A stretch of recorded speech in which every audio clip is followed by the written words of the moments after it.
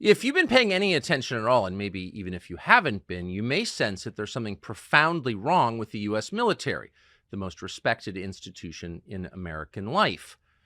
It's corrupt. It's inefficient. It may, in fact, be a danger to our country. And by the way, it hasn't won a major war in over 80 years. The problem is not the people who serve in the military, it's the people who lead it. Some of the worst people in the country in charge of some of the best. If you sense all of that is true, it's just been confirmed.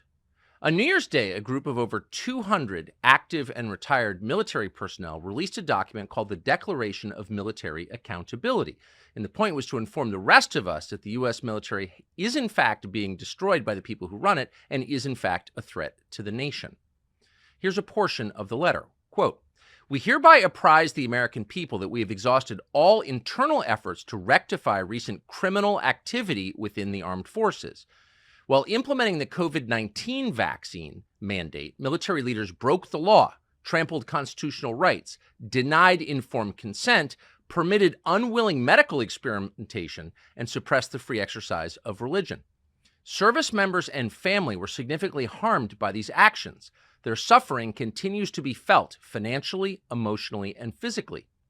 These leaders refused to resign or take any other action to hold themselves accountable, nor have they attempted to repair the harm their policies and actions have caused. Since there is yet to be any accountability, the undersigned give our word to do everything morally permissible and legally possible to hold our own leadership accountable." Now, the whole letter is well worth reading. It's available online.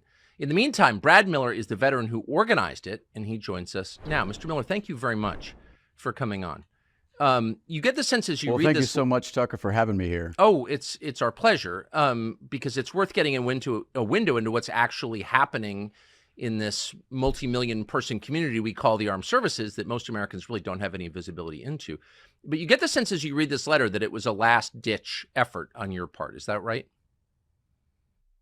Yeah, I think to some degree it is. When you read the way that we wrote this, what we are looking at is this mandate, which we absolutely claim was unlawful, was put into effect nearly 2.5 years ago. Now, technically it was rescinded at the very beginning of 2023 because of the 2023 National Defense Authorization Act, but it went into effect 2.5 years ago, or almost 2.5 years ago. It was clearly unlawful, and we have yet to have any senior leaders within the military come out and acknowledge what has happened, or acknowledge the constitutionally protected rights that were curtailed, or the way in which people faced unlawful coercion to have this mandate go into effect. So, I mean, you're saying a bunch of things here. You're saying by implication that the people who put this into effect didn't care about military readiness. They didn't care about the lives of the personnel they lead or in charge of. You're also saying that they're resistant to civilian control.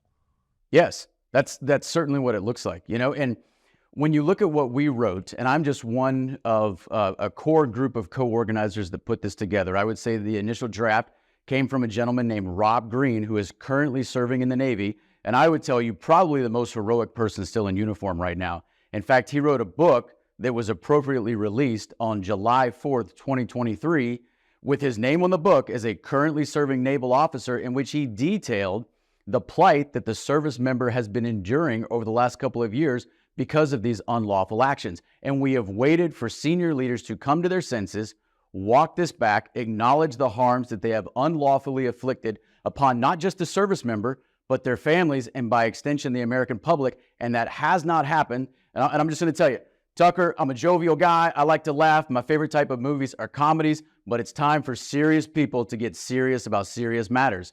And so when you keep going, when you receive what you know as an unlawful order in the military, what do? You go to your superior. You tell your superior this is unlawful. If your superior does not relent or rescind the order, what do? You go to your next higher superior, and then you go to your next higher superior. Well, what happens when they're all in on this? Well, eventually you have to say, you know what? We live in a republic. We're going to pledge to the American people that we are no longer going to stand by and let what appears to be some sort of cartel that has infiltrated and overtaken our most precious institution. We're not going to stand by and allow that to happen any longer. I feel like we've been very patient. It's been 2.5 years, and while technically the the mandate itself has been rescinded. What has not happened is an acknowledgement that people were unlawfully harmed and a full attempt to try and restore as much as possible those who were harmed by those actions. Free speech is bigger than any one person or any one organization. Societies are defined by what they will not permit. What we're watching is the total inversion of virtue. 'Cause the flag still stands for freedom, and they can't take